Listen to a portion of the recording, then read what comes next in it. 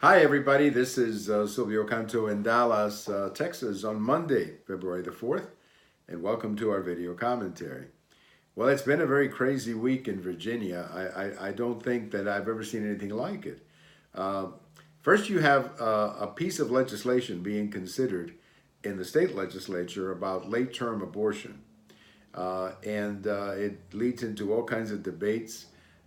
Then you have the governor of the state being asked about that piece of legislation on a local radio station, and the way he describes this whole thing is about as bizarre as anything I've ever heard. He says, "Well, you take the baby, you keep the baby comfortable until the mother or the father or whoever decides what to do with the baby." What to do with the baby? It's a life. It's a human being. What are we talking about? So let's just say the governor's explanation was a little bit less than eloquent. I'll put it that way.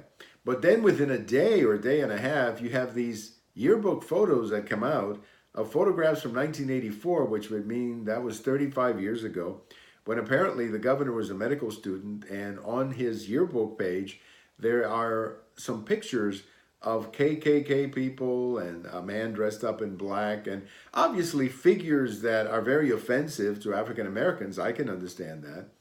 But it happened 34 years ago at the same time. So, I'd be willing to give the governor cut him a little slack on stuff that happened 34, 35 years ago. But then the governor, instead of owning up to it and saying, "It's my picture, my photo, I did it, I'm sorry, I apologize if anybody's offended, I fully apologize, but I have to own what I did." Instead of doing that, he gets off on all of these accusations or explanations that I'm not the one in that photo, it's somebody else, and I got to do a photo check. And I mean, garbage. I mean, just own up to it. Say it's my yearbook, it's my photo, and leave it at that, and take it that way. But no, he goes off on these explanations that it's somebody else on the photo and all of that kind of thing. Well, obviously that plus the statements that he made about the baby have cause for for many people calling for his resignation. But now, to make the matters even more exciting for the people of Virginia, the lieutenant governor who would take over is under a cloud also that he assaulted a woman back in 2004. So I don't know where this is all going to go. But I think it's the way our politics is today. I think it's become very much a politics of destruction.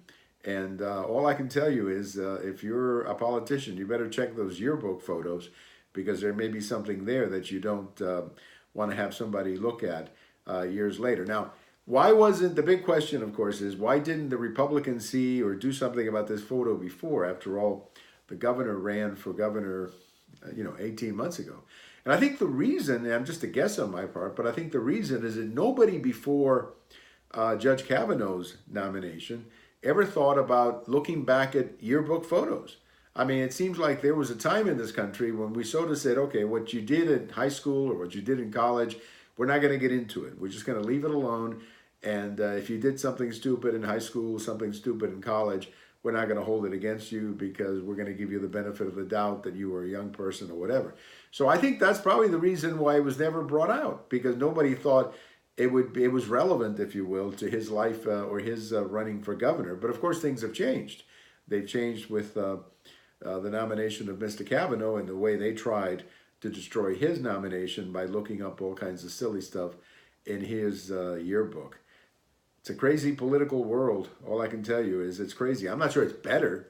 In other words, I don't think this is getting us to a better place, but clearly it's crazy. That's all I can tell you. Very crazy, to say the least. Thank you for watching. We have all of these on YouTube, on Twitter, and on my blog. And if today is your birthday, happy birthday. Bye-bye, everybody.